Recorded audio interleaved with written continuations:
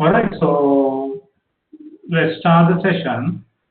Let me start with where we stopped, right? Let me check.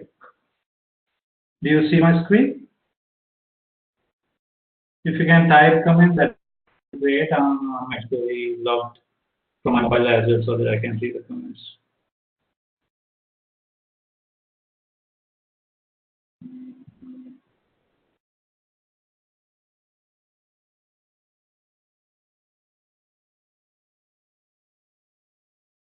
Okay.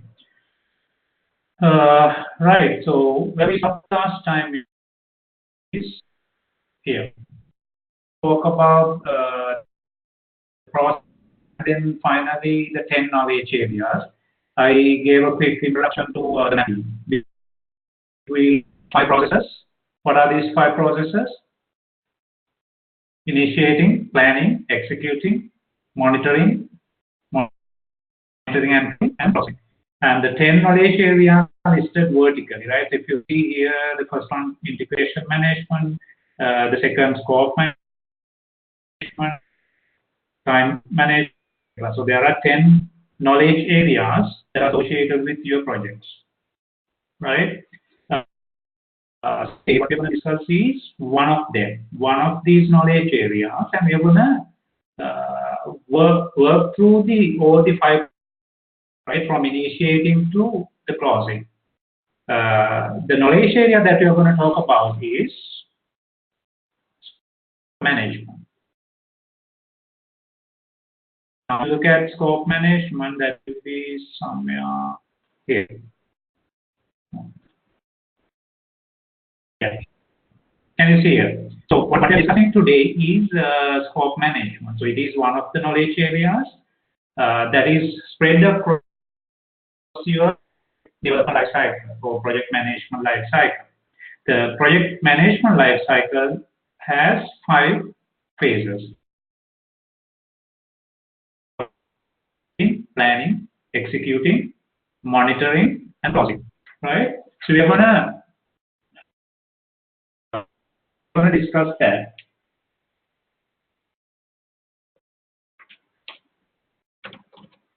Okay. So let's start. Under this, we are gonna finally the discussion. So what that I want to mention initially is that I have the contents provided by that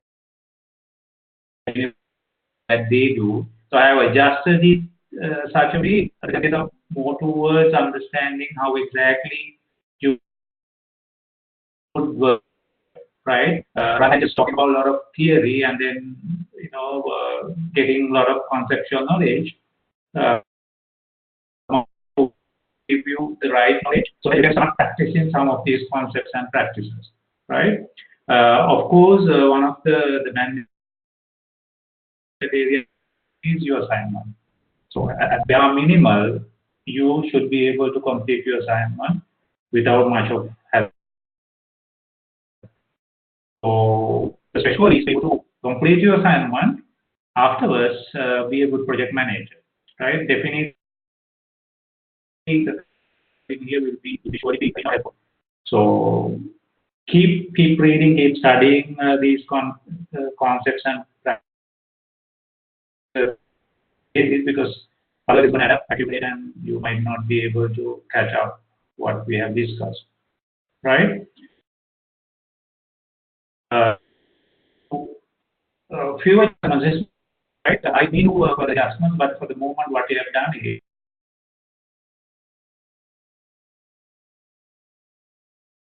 detailing the default slide deck that you got, right? The scope management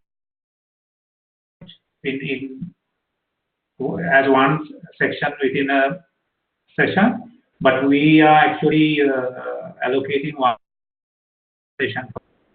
The reason is that this is one of the reasons why project fail, right? Most of the projects fail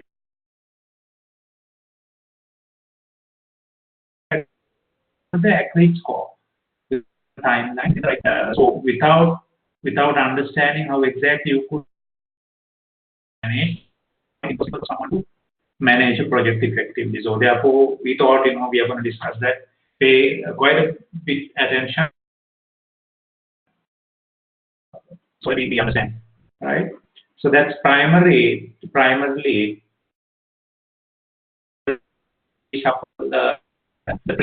introduction to Prince and managing projects using Prince was in chapter 4, 3rd and 4th. So I have chapter 7. So in that, the entire session will be allocated for Prince 2.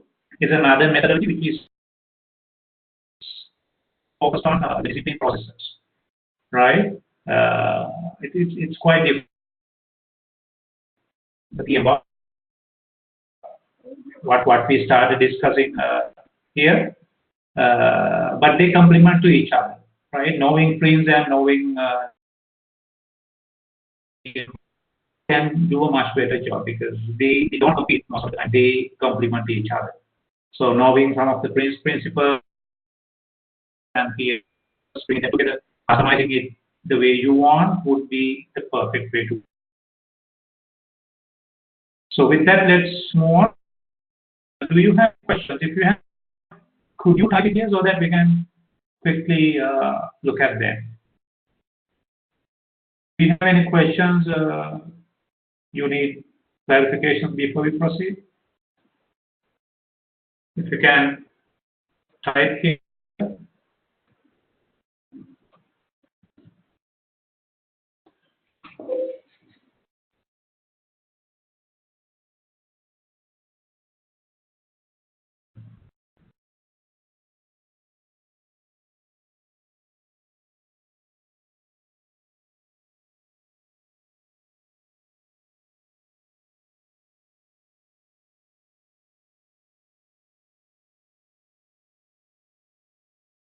No? Okay.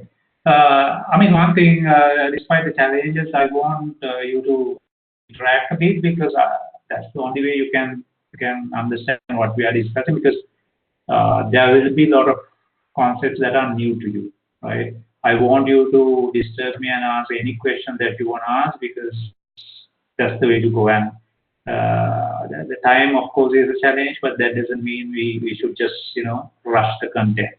All right? So with that, we proceed. Okay, so what we are going to discuss here are quite a few things, right? First, we will have a look at the overview of the scope management, then scope management processes. So under the knowledge area called scope management, we are going to discuss what are the process activities that we have to do that are mandated for a project management team. Then we're going to look at project and product scope. So quite different. You would have heard certain companies are product companies, certain companies are project companies. So we're going to quickly look at the difference. Then planning scope management, collecting requirements process, define scope, create work breakdown structure. Hopefully you all have heard of it. We are going to look at the work breakdown structure, the definition of it, and how we could do one. Then there are two processes under monitoring and controlling that are validate scope and control scope, right? So this is, in a nutshell, this is what the scope management is all about. So starting with collecting the requirement, defining the scope, until controlling the scope, right? In order to ensure that the scope that you are working on is what is validated, what is controlled. Therefore, at the end of the project delivery, you're not going to get frustrated and you're not going to frustrate the client, letting them to get disappointed, right? You're going to make them happy, make them satisfied, showing that you have delivered the control scope that is absolutely valuable to them, right? Generally, what happens is the scope we agree initially will not be the one we complete. So there has to be a lot of adjustments and controlling that have to happen, right? Let's have a look at the overview, the definition. The process of defining what work is required and then making sure all all of that work, and only that work is done. So if you remember, there are three project constraints. We call it iron triangle, right? The three constraints are namely the scope, budget, and time. Now, obviously, that's why I said, right, without managing the scope, you can never be successful in your project management activities, your project management delivery, because it's one of the constraints. Your ability to manage the scope effectively makes you successful in your project delivery. So what scope management means is knowing what exactly you have to deliver, ensuring that you just do that work and deliver it, right? So you're not going to work on any extra features that you think will please the client, right? That can be done if you meet the basic scope, agreed scope first. Otherwise, you're not going to touch any of them. So when I worked in traditional project management teams, one of the problems we faced was the developers, the members of the team tend to work on extra features, right? There are techniques, there are technical jargons around this, right? There's one thing called gold plating. Gold plating is basically trying to give extra features, assuming that it's going to add a lot of value to the client, which will not be the case. So what you're saying is know your scope, try to deliver it, ensure you deliver it. That's it, right? Nothing else that you need to worry about, because nothing else will make the client happy. All right. So the next thing, scope management. Some of the important points. Scope must be clear and formally approved before work starts. This is one of the basics, right? Now, if I ask you to go to, travel from where you are to another country, one thing that you need to ensure is that you understand the scope, right? So, what exactly the task that you are assigned with? So, if you are not that what you do might not be what is requested. So, right, even a simple task like that might be disappointing the people around you, and you get frustrated around what you have done. So, in project management context, this is very crucial. Knowing your scope is the bare minimum. So, if you don't know your scope, you're going to get into a lot of troubles later. The second thing is requirements are gathered from all stakeholders. Now, this is the challenge we face.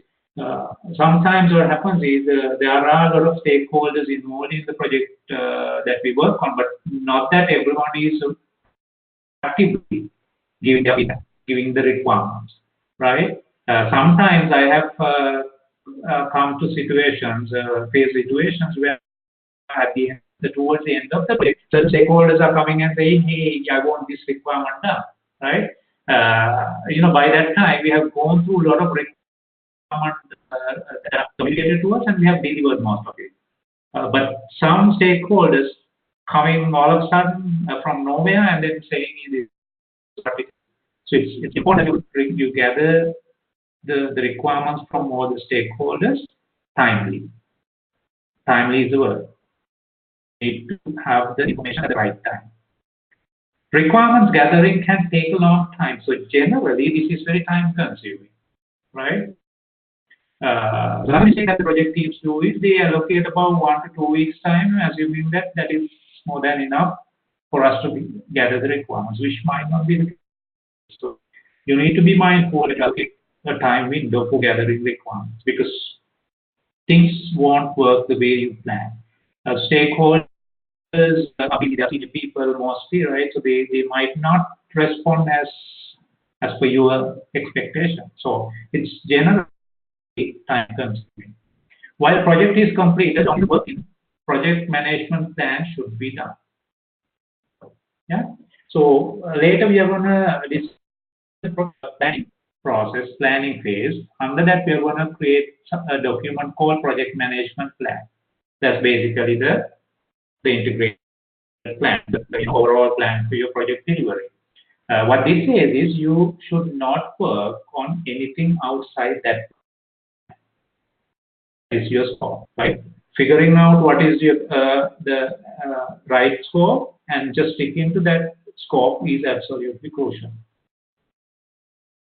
Hope it's clear. So if you have questions, drop a comment. I'm going to answer it there, right? So this is another point I already mentioned, is goal playing.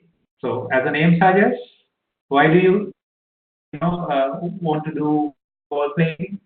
That is to please people.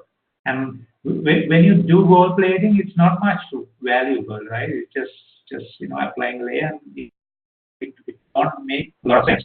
Delivering more than what is required in scope is called goal playing. So you agree on something, you try to deliver more. Is what is called goal playing.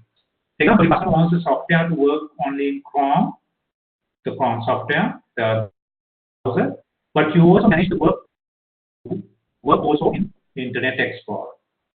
Yeah. So your agreement is to make it compatible with Chrome, but you are also trying to make it compatible with Internet Explorer, which is not required for your requirement. Gold plating a project is not allowed. So generally, it's not allowed.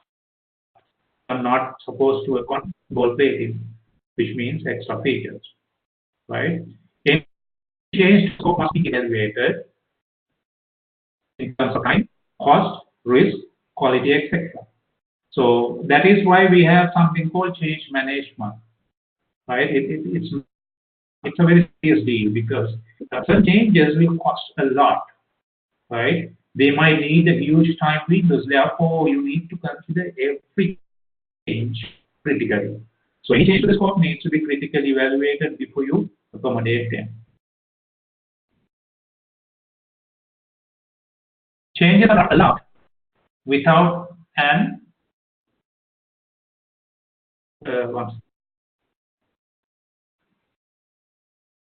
just wanted to see where they changes are not allowed without an approved change request. Remember, in terms of change management, managing changes, you need to establish a change approval process.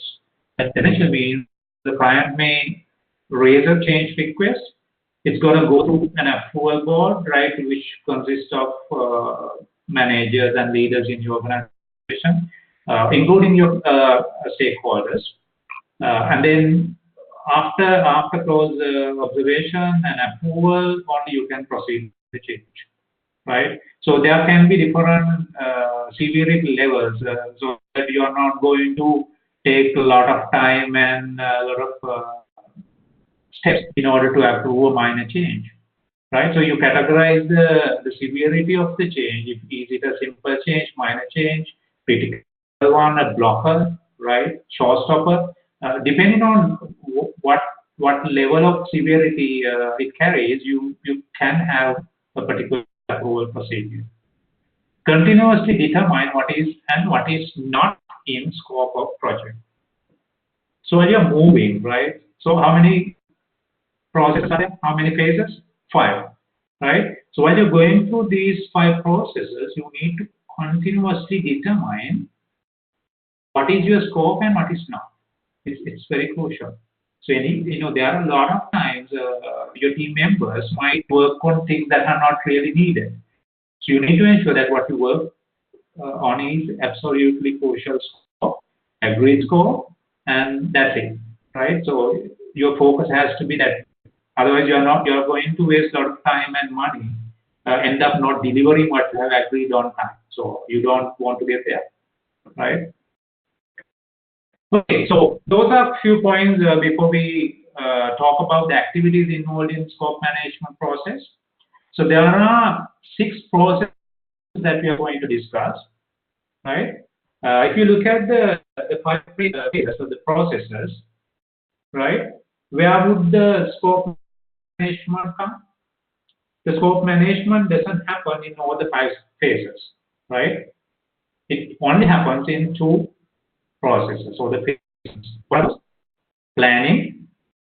The second, monitoring and control. So you don't do anything on the initiating.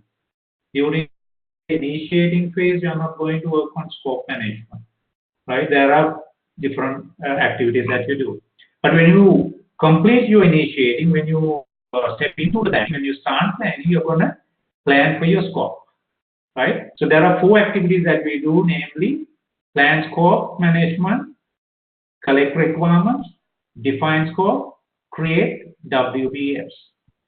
WBS stands for work breakdown structure. That is the amount the task that the project team is to work on. So it will be arranged in a hierarchical order. There will be main task, subtask, and under subtask there can be another level. Likewise, it can go up to multiple levels of tasks, right? So that is the planning. The second process where we worry about scope management is monitoring and controlling. That means you have completed your planning, execution has started. While the execution happens, you are trying to monitor and control your project. So in monitoring and controlling, you are doing 2 things. One is validate the scope. What is that? So you have started, your team have started working on the scope agreed. Now you're going to look at the agreed scope, what the team is working on, and then validate, check what you work on is what you have agreed. So in case any deviations are there, you're going to adjust that, right? So that's the validation. So you notify the team, say, hey, these features are not agreed. These are not within our agreed scope. Therefore, you may question as a project manager, why do you have to work? Right? The second thing that you do is control. When you see deviations, you're going to control it. You're going to act on those validating deviations to correct those deviations. Right? You might reduce the scope, might increase the scope. Sometimes what the team could do is they might work less than what we have agreed. Therefore, we are behind the scope, right? Say we have come 10 weeks of time, right? So at the end of 10 weeks, if you are to complete X amount of work, maybe we haven't come there, right? So we are behind that scope. So your validation will be you are behind. How much, right? What's the deviation?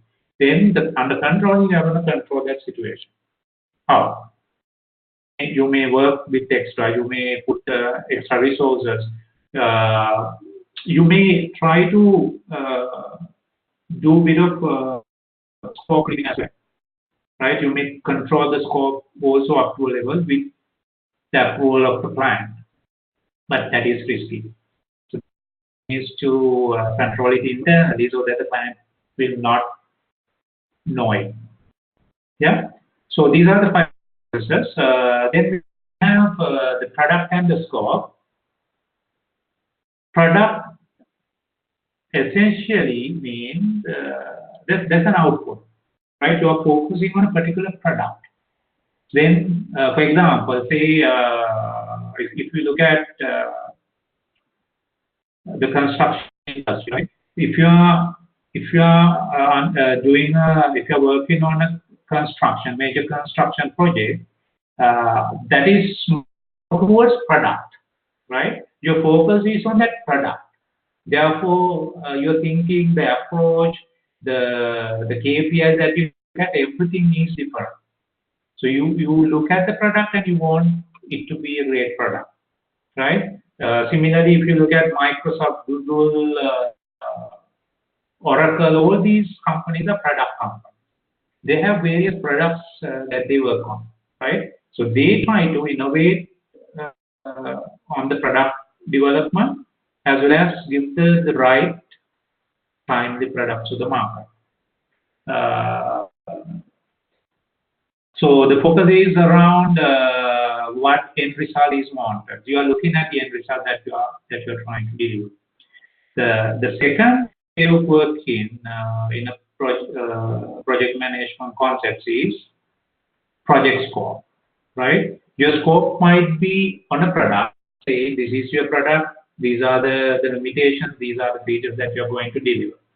In the project scope context, what you're going to say is you will define certain deliverables, right? And say, okay, we are working on this construction, but in this project, we are just going to deliver these construction items only, right? These segments of the construction. So therefore, you put a limit basing time, budget, and the scope. So scope is agreed based on that. It might not give the right product. It might not give the complete product. But what we are saying is this is the project, and based on what you pay, this is the only thing that you can deliver. So in that case, you are not focusing on the end result. You're focusing on your three constraints and try to deliver what you can deliver during that time, right? So of course, at the end there has to be some meaningful product delivered. Otherwise, the client is going to be not happy, right? Then you can't prove that you have done your job. So it's kind of tricky, but I know certain companies prefer project scopes than product scopes, right? Because product scopes are more matured than project scope project teams. So hopefully it's clear. So let me check. Works.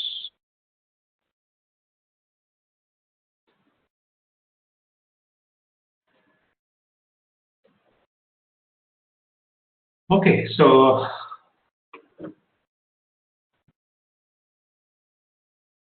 that's that. And so this is another example, right? So if you want to look at an example, a project is building a new train station. This is a classic example, right? So project building a station. The project is that. Product scope is deliver a new train station with 4 rail lanes, 3,000 passengers, 2 waiting lounges. So what's the difference? Here, see, you are it's just an assignment, right? You know what assignment, and you just in the product perspective, definition is totally different. So you look into the characteristics of what you're doing, the end result. What is the end result? What should it contain? So that's the difference. Project scope works to be done to build new station and management activities. So project scope is this.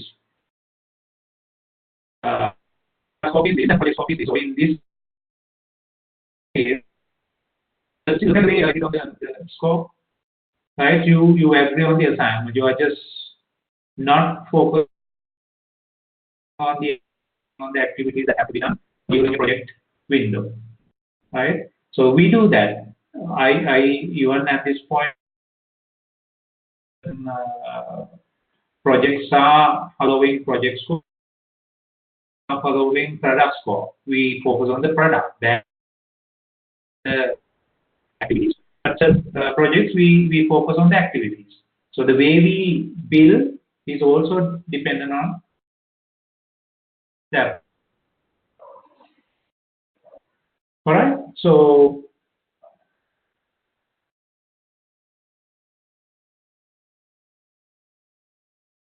the next thing that we are going to discuss is management process.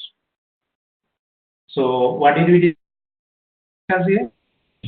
Right? We discussed the 5 processes in a brief manner. Then we looked at the product scope and project scope. We looked at an example. Right? Now we are going to discuss the planning.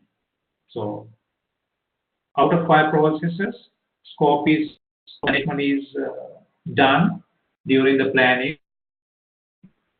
and controlling. So we have to talk about the planning phase. Under activities that we call it 5 processes within the within the project management life, right? So number 1. So this is done during the planning process.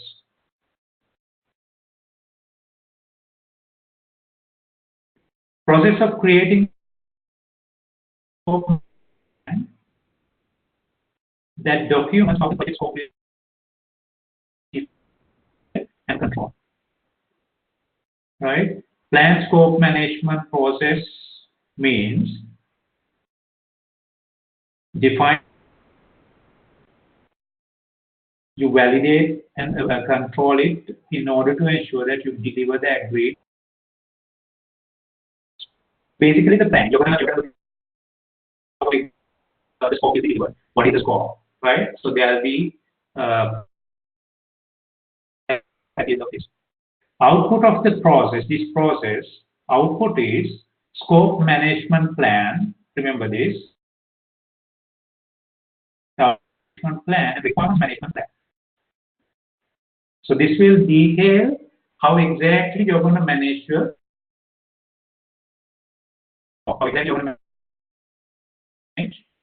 Scope management plan describes how the scope will be defined, developed, controlled, and verified. Scope management plan is part of project management plan. I mean, here one thing you need to clearly remember is the structure, right? So, process is 5. Initiating, planning, executing, monitoring and controlling, and closing. How many knowledge areas? 10. So what you see vertically are the knowledge areas. So at the end of all these processes, right, if you look at the planning, in each knowledge area you do certain activities under planning.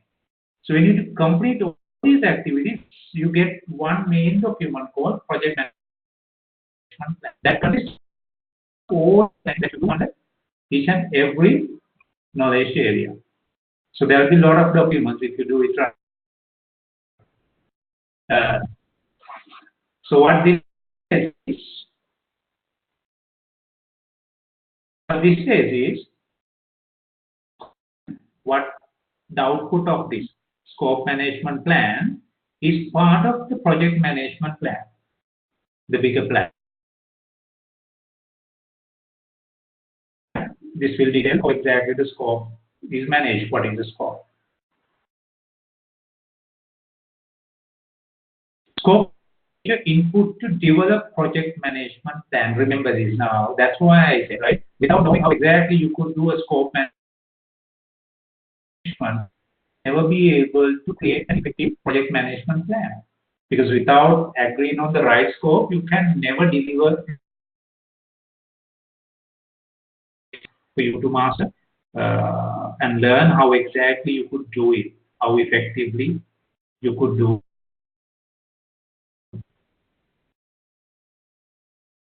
Scope management plan includes, so these are the things that it includes. These are the processes. So preparing a detailed project scope statement that enables the creation of WBs. So we create a allows you to create a detailed scope statement, right? Now that is what we agree between us and client. So we are gonna what the client is and say this is what the scope that we understand. They sign off, right? So we will detail the scope statement. Say our project assignment, this is the scope that we agreed to deliver. Then they sign off, say yes. That enables the creation of the WB scope effectively. That will allow you to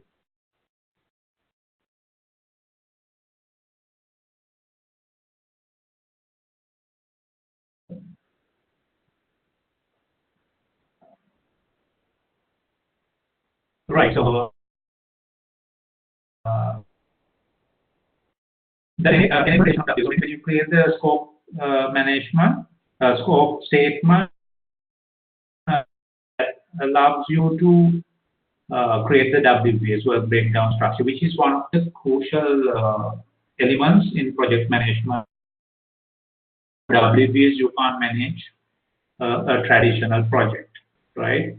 That establishes how the WBS will be maintained. Got it? That is how formal acceptance, right? Now, when you have the scope agreed, the WB is clearly defined that allows you to seek, right? And you can say at the end of the project, towards the end of the project, you can look at the WBS and say, hey, fine, WBS we agreed, and this is what you have to do. So you start ticking each and every task before allows you to seek acceptance, formal acceptance easily. Otherwise, it's going to be challenging because if you don't know what exactly the scope is, it's absolutely challenging to seek acceptance from the client. To control how requests for changes to the detailed project scope, what does that mean?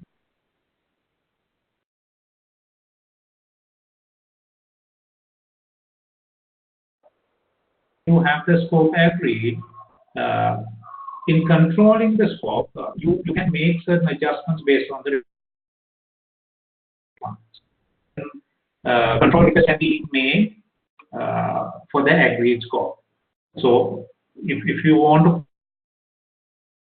have controlling, you need to have effective scope and scope. So the requirements management plan describes how requirements will be analyzed, documented, and managed. Remember we said plan scope management process consists of two outputs. One, scope management, requirements management plan. So we discussed about the scope management plan. Now we are management plan. So what this says is requirements management plan describes how requirements will be analyzed, documented, and managed.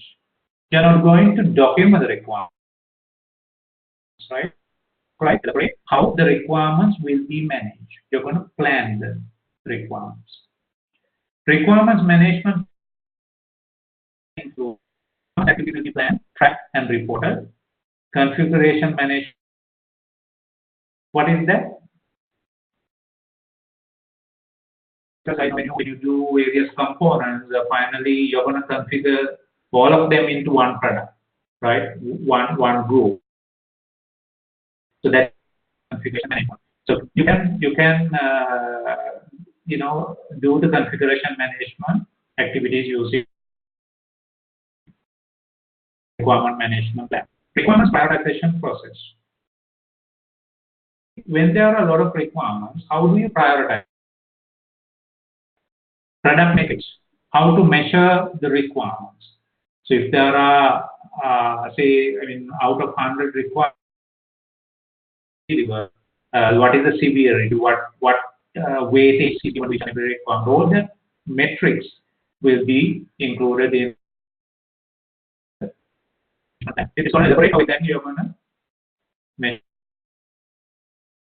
The traceability structure. Some traceability structure or metrics. It allows you to track the severity, the priority, and then of the requirements, right? So that will make it clear for the team to look at the requirements. And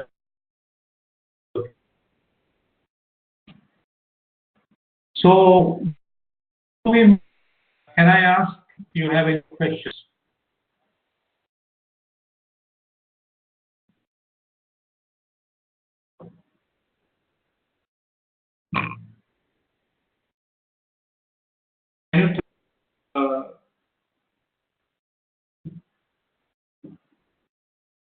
Can you put your comments in the, the questions in the comments you do have?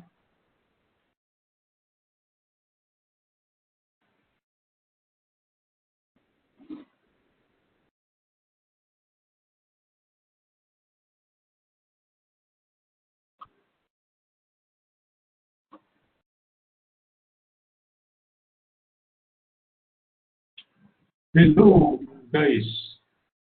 No questions, at least say no, so that I know you are not sleeping.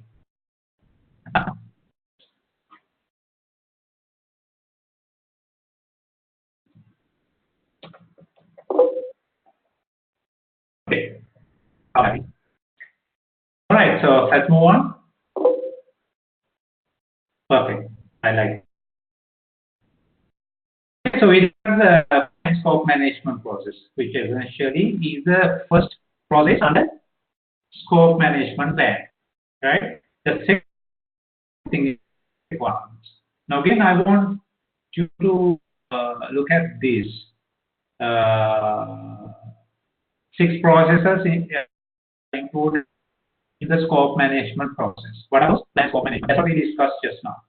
Second, collect requirements. That is what we are going to discuss, right? After that, there are another two activities under planning: define scope and create WBs. So under define scope, we will come up with a scope state, right? Under creating WBs, come up with a work breakdown structure, listing down all the tasks that we have to do with the right?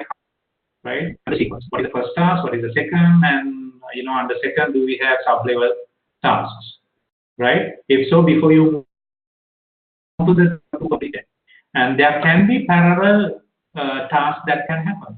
There can be tasks that can happen at the same time, right? It will be avoided W. And when we estimate the timing, when we estimate the costing, right? The W. So you get the W estimate, and then sum up to get the total time estimate and the budget. All right.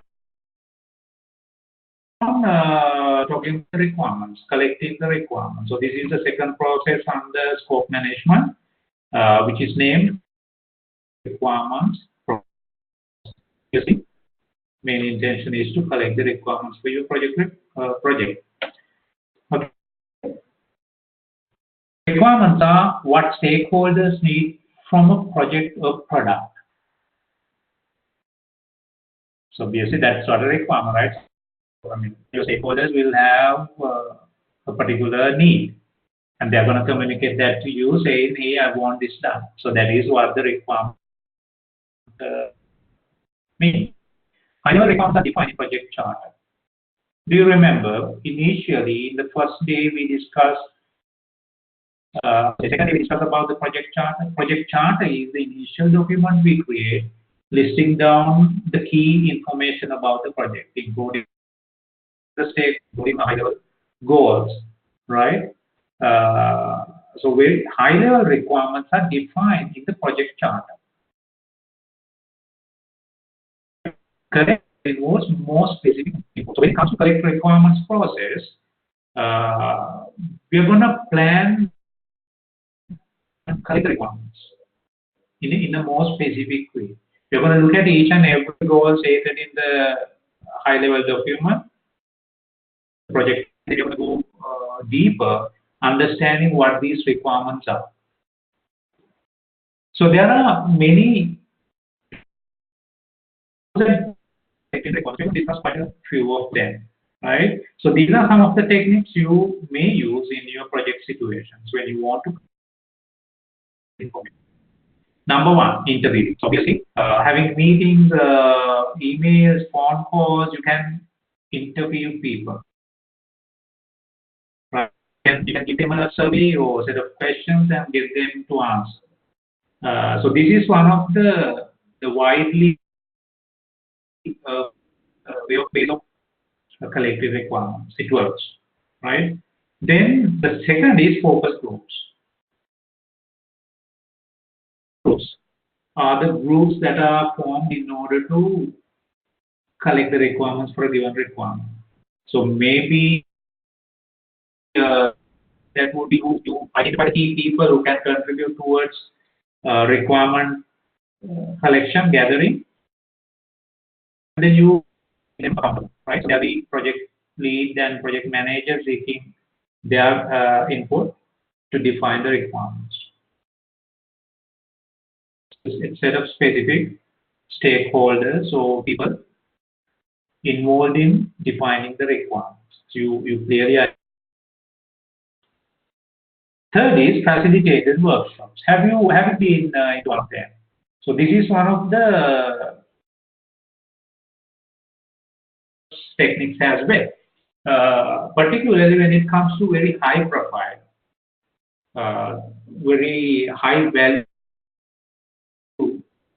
projects, management tend to go for this, right? Getting everyone together in one room. There's a facility to the requirement, the project charter, brief about the importance of it, and then start collecting the requirements. Through that, the stakeholders start discussing, brainstorming, and then we put down the requirements. Brainstorming, again, it's somewhat close to the other one. It's, yeah, it's an open discussion where everyone can contribute, right? We call it brainstorm, and the group thinking happens there, right? So there can be a lot of contradictory arguments and constructive in order to write set of requirements, right? The next process, the next tool is a group technique. Meeting participants rank the most successful ideas, usually used in brainstorming meetings. Now, in brainstorming, there are 20 ideas that have come up, right? If you go to 10, you do this technique, right? The group technique, which you ask everyone to rank 10 items, 1 to 10, right? So you look at everyone's vote and then pick the mostly voted items. So that's figuring out the common ground. Technique number 6. There's a request for information is given anonymously. You have got certain service done in this way, right? You request asking information anonymously. You are not going to say so and so, etc. Right? Also, you name yourself. So it's an anonymous way of collecting requirements. Back to the participants. The consensus is reached. So if there's a goal that is to be achieved, you do it until you get there. Technique number 7, idea mind mapping. So you would have heard, right? Mind mapping. A technique used mapping your topic. So you do it in a graphical way. Idea that we have, so everyone can contribute in that case. Right? So these ideas put together and then trying to do a mapping between these ideas. Affinity diagrams generated from any other requirements, gathering techniques are sorted into groups by similarities. Helps to see additional scope. So what you do is, under affinity technique, you discuss all the ideas into groups, right? And then try to identify the relevant ideas, and then omit the things that you think are so relevant. So this allows us to identify additional scope and risks, right? In certain cases, really scope that is more than what we can achieve. Very challenging scope. So all that can be figured out. The next technique is questionnaire and service. Obviously, we use this. You may have a way, send it out to people after to respond. Then you look at the results and then conclude your requirements. Observations. Use technique. Some companies actually send to one side, asking them to go and observe what, right? And then their job is to, based on those observations, they are going to put down the potential ones for the given job. Prototypes. Have you heard of it? Very common technique. Before you develop the actual product, you develop of that product, right? Just to get an idea of what the product is all about and how exactly it will work. So this is a great technique for innovative projects that never, right? Because with something for the first time, probably going for a prototype and trying to define the requirements would be the right way.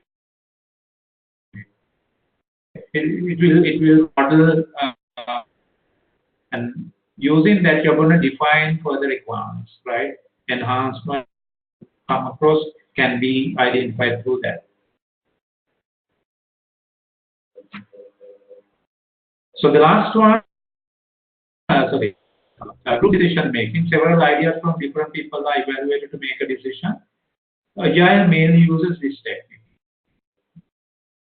Not only any methodology can use, of course, is more towards this group decision making. We don't let one person letting team's decision, group decision, right? The logic behind that is we scientifically when we try to come to a common ground, we validate it effectively than just letting one person. So that's where picture, right? We assume, I mean, it might not be absolute accurate thing to do. That is the logic behind it. We ask 100 people to say what is bad, what is good, then what most is good is what we believe what is good. Okay, so that's the logic behind it, and it works up to a level, right?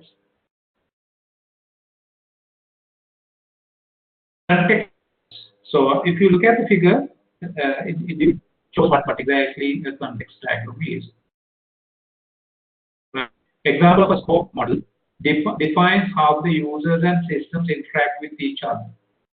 So we are talking about soda machine. One customer spending $1 coin, another customer flavor choice, right? And then it's a bottle. So this is the way of identifying the concept. It's called context diagrams. So if you are using different tools, all these different tools are available for you. So you can pick anything that you think right for your given project situation. The last technique, document analysis. That is to go through a set of documents, analyze them, define and refine your requirements. This is also mostly used, right? For that matter, these are being used by different situations, different project teams, companies, depending on what they prefer, right? Maybe on certain set of tools that you can use in your project organization and stick to them. And when you think they later, all right? All good?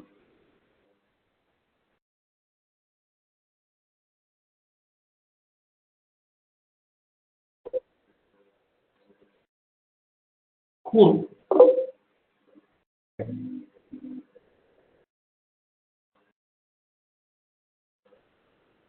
Okay, so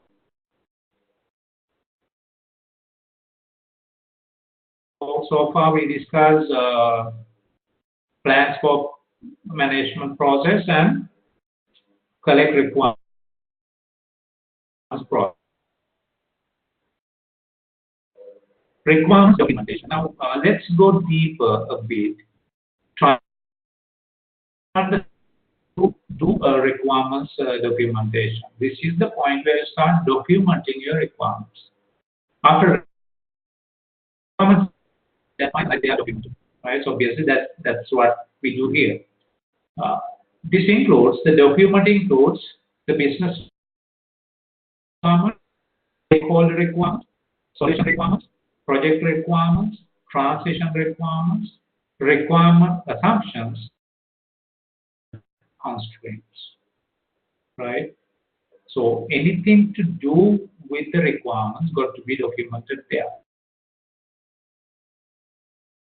We may come to certain assumptions. Yeah. So those assumptions have to be got it. And in that case, there can be dependencies. Like what? Say we are doing a construction. There is a complete machine needed. It's not with us. It's been rented.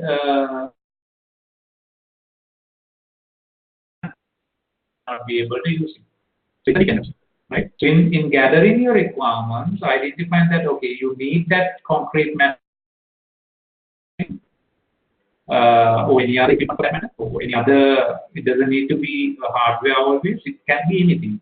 There can be dependencies around. Another dependence would be the labor, right? By the time you plan, you don't have the skilled labor. You don't have the skilled labor, so we need to hire 2 additional skilled constructors. So in that case, it becomes a dependency. It's more than an assumption, right? Assumption would be something like we assume that the budget will be approved within 2 days of submitting. So that assumption fails. You plan will have to be adjusted. Right? That's why you need to put them down. So one of the problems that I see that do these assumptions, dependencies, and constraints a lot. Therefore, get into troubles towards the end of the project delivery because when we don't have any evidence to say this is what we have said, right? We are providing these we are not able to make it. So if you have that document clearly identified, you will not face a lot of challenges around. So it's absolutely essential to get this done up to a level, right? So obviously, when you complete the course, there will be a lot of mandates that are recommended. So practically, we are going to work on most of these documentation, right? These are the recommendations. And the moment you start using documentation, it's going to take a lot of time than working on the actual construction, actual development.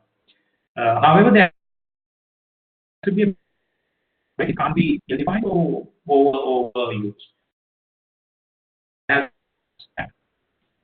So this, of course, is the primary document that you have to do.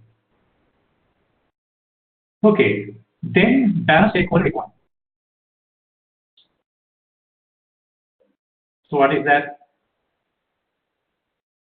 So in requirement, right, in creating a requirements, identifying the requirement, so that you balance the stakeholder requirement. There are 5 stakeholders involved in a project. They may have different opinions. They may have different priorities. So you're going to put down all these requirements, balance them out, and they say this is what the agreed requirement should be. Sometimes you might have to compromise one of your stakeholders' requirements, but that said, that balance that, right? Sometimes you need to look at the need.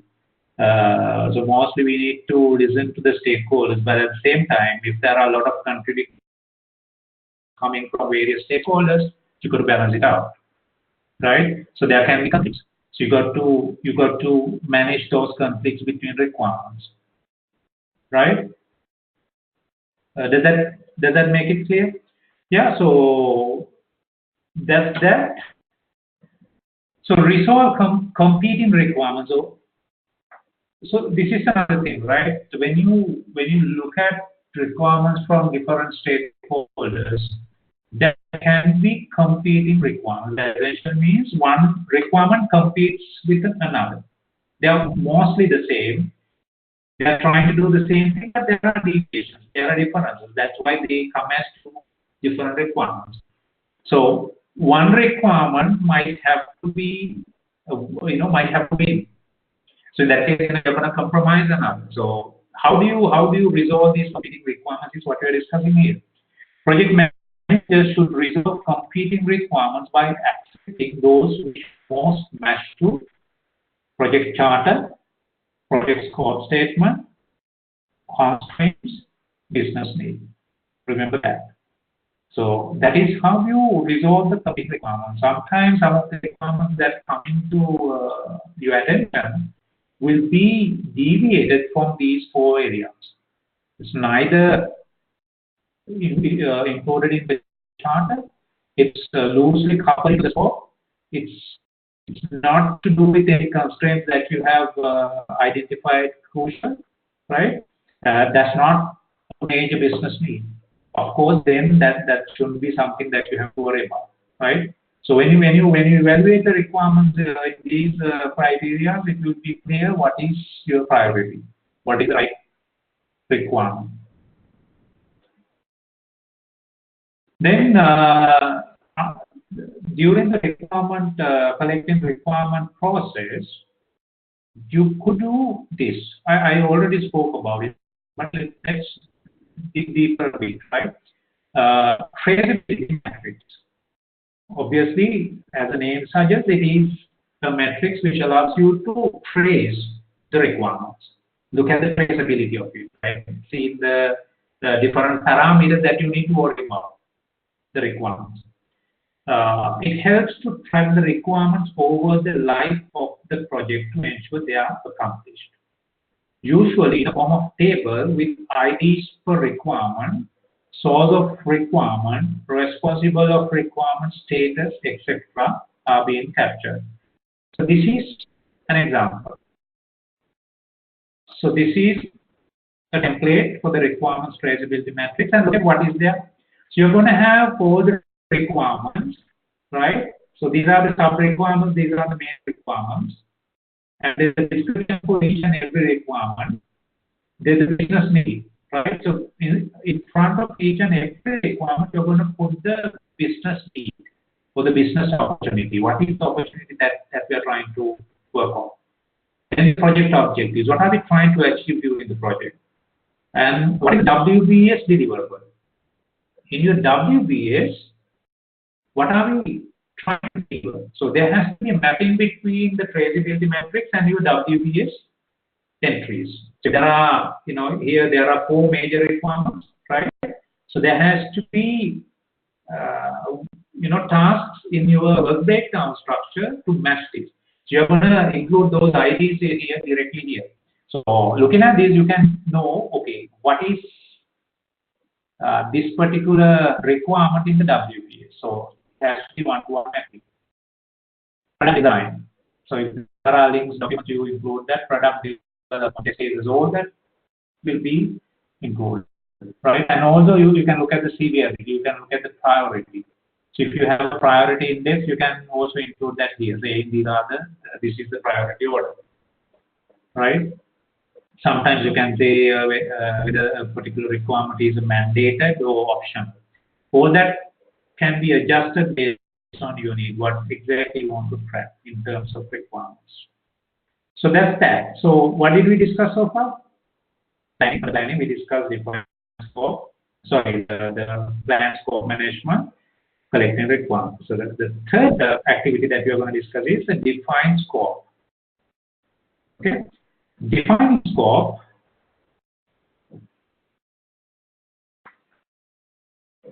Define scope process primarily concerns what is and what is not included in the project and its deliverables. We already discussed what it defines the scope.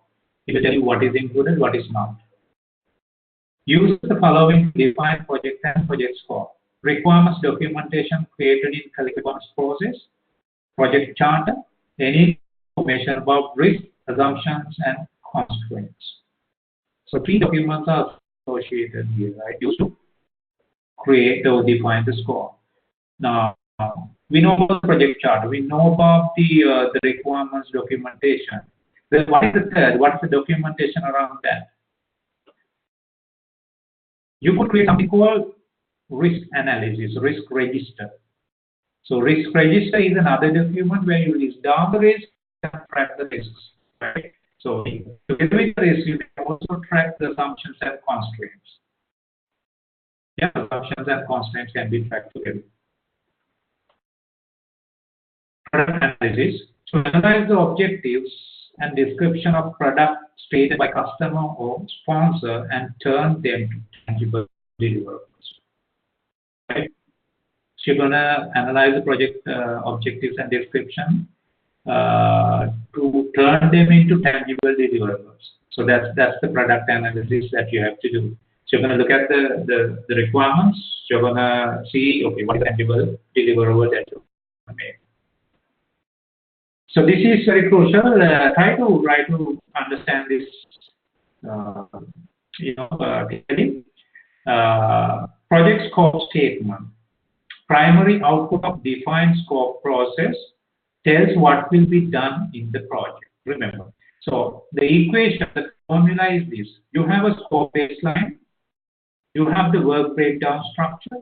You have the work breakdown structure dictionary. All together, we call it scope baseline. Scope baseline is part of project management plan. What does this do? So this will define the baseline scope that has to be delivered. So this is the mandated scope that the project team has to deliver. If not, the project will not be considered a success. Right? After meeting the scope baseline, you can think of any additional scope. Right? So what does the scope baseline consist of? Three things, right?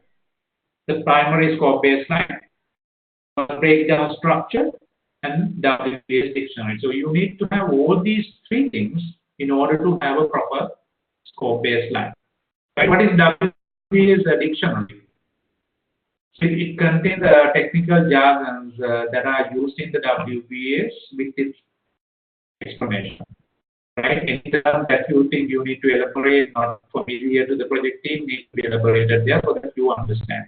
The team understand it, stakeholders understand the technical jargons.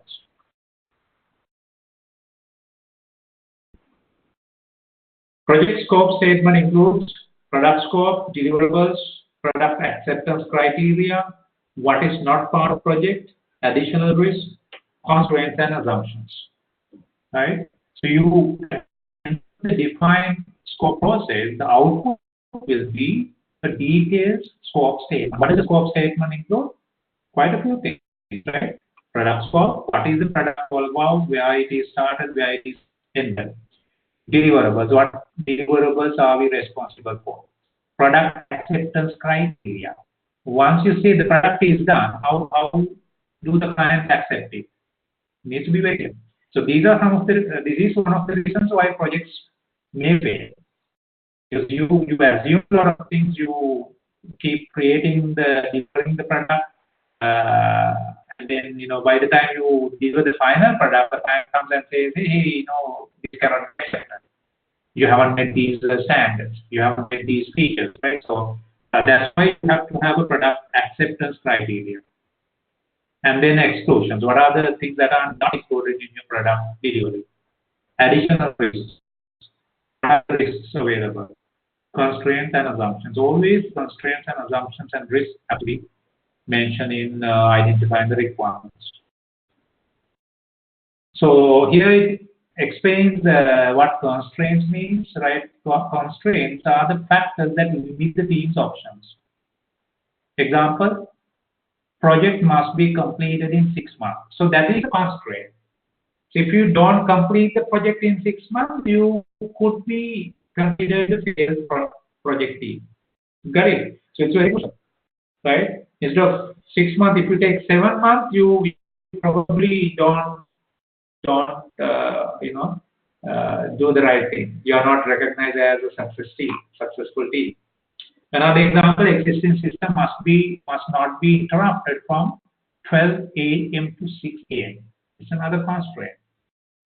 So while you are trying to, it's in terms of software, it's talking about. So say you have the upgraded version ready. By the time you are trying to push the upgraded version, the users of the existing system should not be interrupted during this time window. If it happens, then it's again a reason to fail. Assumptions are the things that we assume. We assume certain things are as they are in order for us to proceed. Yeah. For example, a dedicated personnel from marketing will support the team. That's an assumption. Right? So you need to note these assumptions and constraints very clearly. So that's that. The fourth process activity under scope management process is create work breakdown structure process. Yeah. In that way, our aim is to create a WBS, work breakdown structure. Process of subdividing project deliverables and project work into smaller, more manageable components. WBS provides a structured vision of what has to be delivered. WBS can be organized by phases or major deliverables. Let me check. Yeah, all good.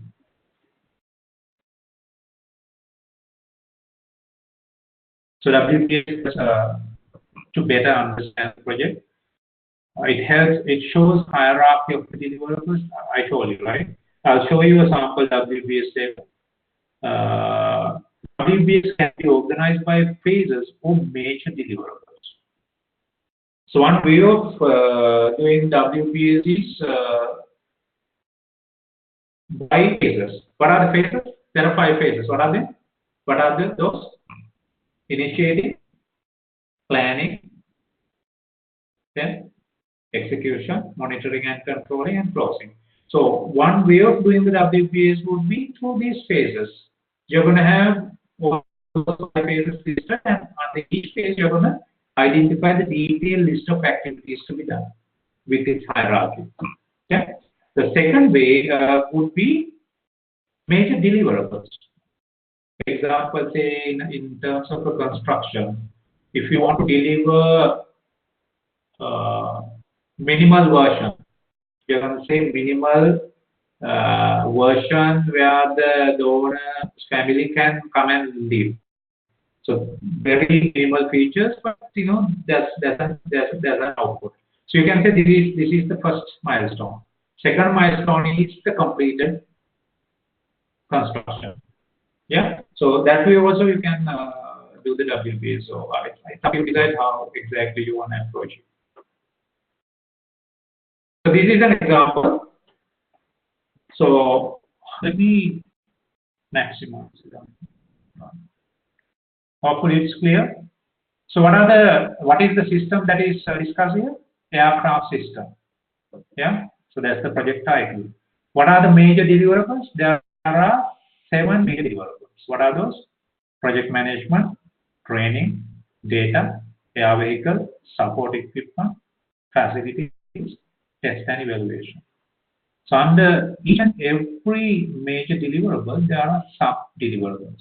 Example, under project management, 2 items to be delivered. System engineering management, supporting project management activities. Right? Then if you look at this air vehicle, so it has work packages. Now these are kind of activities and various procedures to be done. Right? If you look at air vehicle, that's a product, and that consists of work packages: airframe, engine, communication system, navigation system, fire control system. Yeah. So this is an example of a work breakdown structure. This clearly defines what the project is all about. What are the major deliverables? What are the sub-deliverables under each major deliverable? Right? So this allows you to understand project much better. That's why it's included under scope management. So it consists of nouns instead of actions. So that's one thing that we need to remember, right? So these work packages, these are work packages. They are nouns, then verbs. Don't use verbs when you create a WPS work package. Now all these are work packages. Rules for creating WPS. Let's have a look at rules for this. WPS is created with the help of team. Each level of the WPS is similar piece of the level above.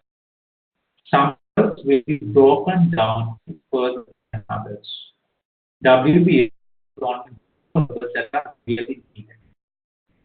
So remember, so there can be a lot of things that you can do, but you're just going to include the relevant tasks only, right? Relevant to the scope that's been agreed.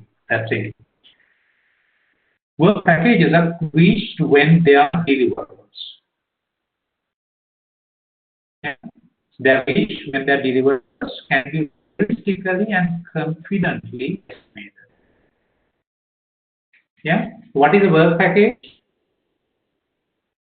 So it explains how you could end up at a work package, right? So package is being reached, deliverables can be realistically and confidently estimated. So they will be able to look at it and estimate it confidently. Then can be complete quickly. So you don't have work packages working, going multiple months. So it needs to be shorter time window. Within a shorter time window, you should complete a work package. Otherwise, you have to break further. That's what it means. Completed interruption. So, independent tasks that you can do will not be interrupted in working on work packages. Maybe outsourced or contracted out.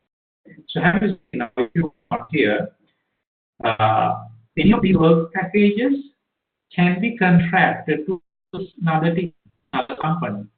So that's the art of doing work packages, right? If it's not contractual, like if you can't give it to another team and then say work on it, it's not the right way to end up at a work package. After completion, WPS is entered to project software. Example, sub-project. So after completing WPS, replicate the same WPS in the software.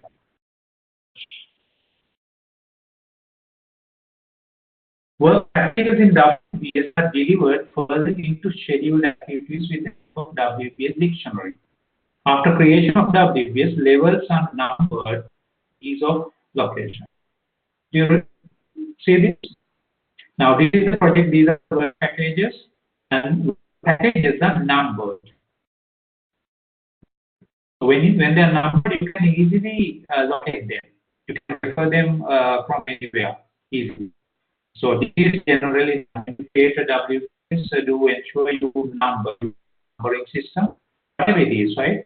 Whatever you prefer, it's definitely hierarchical, and then it will indicate the sub-levels. 1, 1.1, 1.1.1. That is the level. It goes further. So that's a better way of defining your WPS. This explains why you need to do a WPS. I'll just brief why. Now, if you don't have WPS, what can happen is you might skip a lot of important requirements, a lot of minor details, right? So this allows you to look at the holistic picture of everything that needs to be done in delivering the project. So that's a great help. Provide the project team members with an understanding of where their pieces fit into the overall project management plan and gives them an indication of the impact of their work on the project as a whole. So when the team sees what they work on and what is the contribution, what is the linking between what they work and the bigger picture, it put them at ease, right? They understand what's happening around and what they are working on. So it's absolutely useful in project teams, particularly when you have very complicated bigger project teams. This is absolutely crucial. You have the right WBS, right, and being updated timely. It facilitates communication because WBS is the basis where you go, right? In terms of looking at a requirement, looking at the estimations, doing cost estimation, etc. The central point of reference would be the WBS. Helps prevent changes, provide the basis for estimating staff, cost, and time. We already discussed that. WBS is the foundation of the project. Almost everything occurs in planning after creation of WBS is directly related to WBS. And that's what I said. So once you create WBS, everything that happens around your project will be primarily based on WBS. So it's kind of the central reference that the project team will refer to. Yeah? Including the project cost, the time estimates, and any other comments, assumptions, risks. So all these will be tracked against the WBS.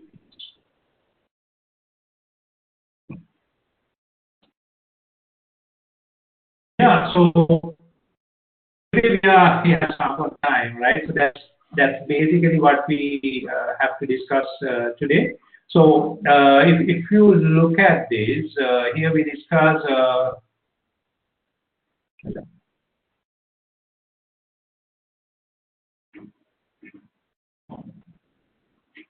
that is, we discuss the scope management process of planning.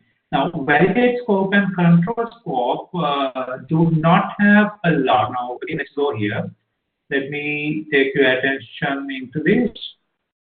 Look at this law, right? So these are the activities we have been discussing under planning. So there are three things listed here. What are those? Plan cost management, estimate cost, determine budget, right?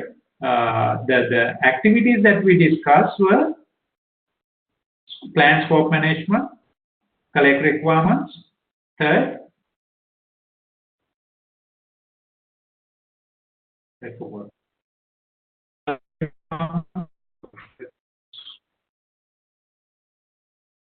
define scope, right? Define scope, and then break down project.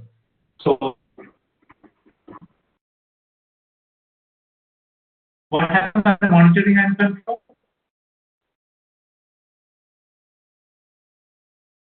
Validate scope and control scope. We are not going to discuss a lot on that. It's basically what happens is here, while the scope is being executed, while the team is working on the scope, they're going to look at what is being worked on and then see deviations. The moment we see any deviation, we are going to go back and control the scope, right? So the controlling scope done through change request. So the moment you see something here, deviation in the scope, we are going to raise that as a change request, saying this particular scope is not being addressed, deviation. So that may create a change, right? The change could be, say, please include this particular requirement into your WBS. Second, allocate budget, allocate a resource. All these changes can happen due to validation and control. So that is what happens in the monitoring and controlling. So it's primarily you monitor what's happening around the scope and you try to control it. Yeah. So with that, I mean, we can conclude, but before we conclude, can I see whether you have any questions? Anything that you want to clarify before we conclude the session?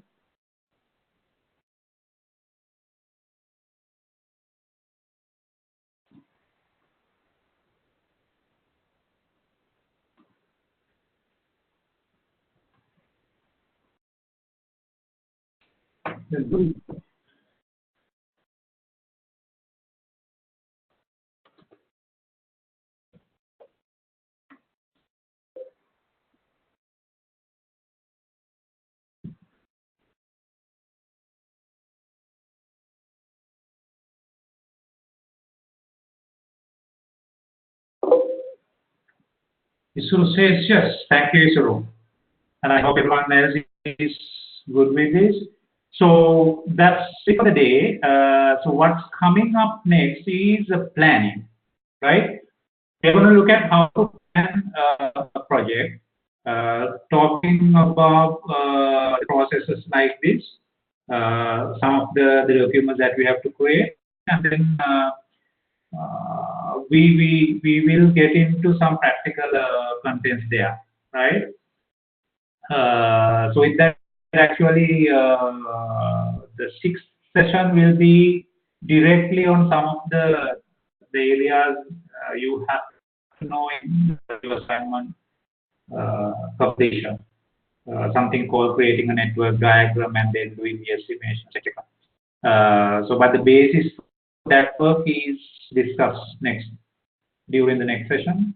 That is plan, right? So after discussing up to the planning and then how exactly you do a network diagram, kind of meet the requirements in your assignment, then I'm going to talk about the prints, right? Prints 2, an introduction to it, but we'll try to relate prints to what we discussed so far, right? So you'll be able to say, okay, these concepts can be used in planning, initiating, execution, etc. So that's the plan. So if you don't have questions, we are able to conclude. And thanks for your time. Wish you a great evening. See you soon. Cheers.